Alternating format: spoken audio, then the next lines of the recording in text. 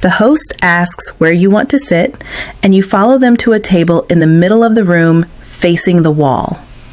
You just gave up your greatest tactical advantage. Most people choose comfort over awareness. Today, I'm going to show you how to map a room instantly, establish a baseline, and secure the safest position possible so you are never caught off guard in a public space. Here is why most people get blindsided in public spaces. They are on their phones, they are distracted, and they don't know what normal looks like. When people walk into a busy environment like a restaurant, they are overwhelmed because they try to scan everything. They give every detail equal weight, which completely destroys their orientation. They look at faces, clothing, and social cues, but they ignore the actual behavior patterns happening around them. Professionals don't do this. Professionals don't scan everything. They scan for differences. They look for what doesn't belong. If you want to stop being an easy target, you have to stop looking at your phone and start prioritizing what actually matters. Without looking away from the screen, point to the nearest exit in the room you are in right now. If you had to look around to find it, you are lacking orientation. You must map your environment the second you walk in. The first step to gaining control of your environment is your physical position in the room.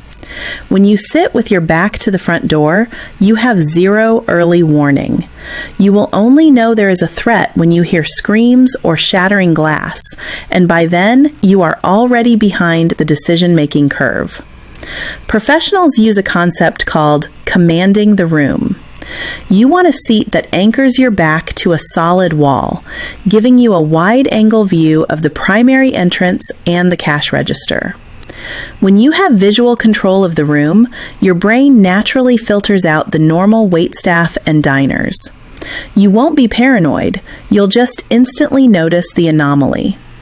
Once you have the right seat, you need to deploy the most important threat detection skill in situational awareness: baseline versus anomaly. Every environment has a baseline, which simply asks, what is normal here? For a restaurant or coffee shop, the baseline is calm. People sitting, walking casually, ordering, laptops out, and regular flow of customers. If you don't know the baseline for a place, you really can't identify the danger. Your brain must first understand what is normal to detect what is not normal. An anomaly is anything that breaks that baseline. It doesn't automatically mean danger. It simply means this is different, and it acts as an information spike telling you to pay attention. Here is a tactical twist. Many people think sitting right next to the front door is the safest spot because it's a fast exit. It's actually a terrible idea. The front door is the primary friction point where robberies and altercations start.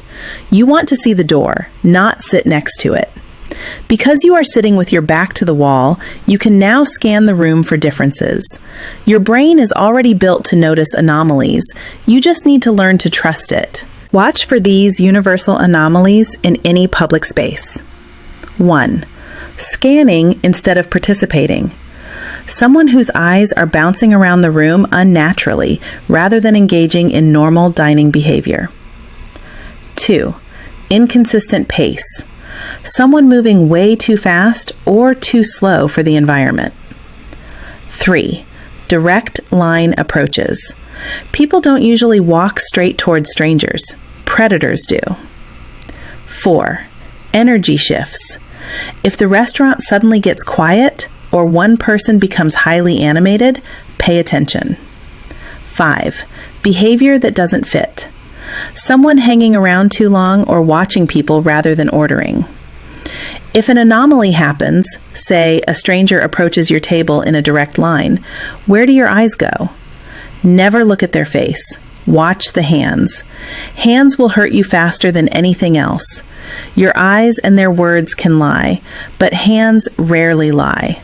There are 5 dangerous hand behaviors you must watch for. 1. Hidden hands. Hands going behind the back or into pockets. 2. Regripping or fidgeting. Repeatedly checking pockets or a waistband, which can indicate a concealed weapon. 3. Pre-strike movements. A tight fist, flexing fingers, or rubbing palms together. 4. Reaching. Someone walking towards your table while reaching for something. 5. Pacifying gestures. Raised hands can be used as a distraction movement to get close before striking. Let's recap the protocol. Keep your back to the wall. Establish the calm baseline. Look for behavioral anomalies like scanning or direct approaches, and if someone gets close, immediately check their hands. You process all of this using the OODA Loop. Observe, orient, decide, and act. Baseline gives your mind context, but anomalies give your mind direction. You decide based on the deviations, and you act to stay ahead, not behind. You can use this everywhere: restaurants, stores, gyms, or schools. You can begin building this skill right now with these 3 micro drills. Number 1, every room you enter, identify the baseline in exactly 3 seconds. Number 2, identify just one anomaly to build the muscle. Number 3, ask yourself, why did this feel off?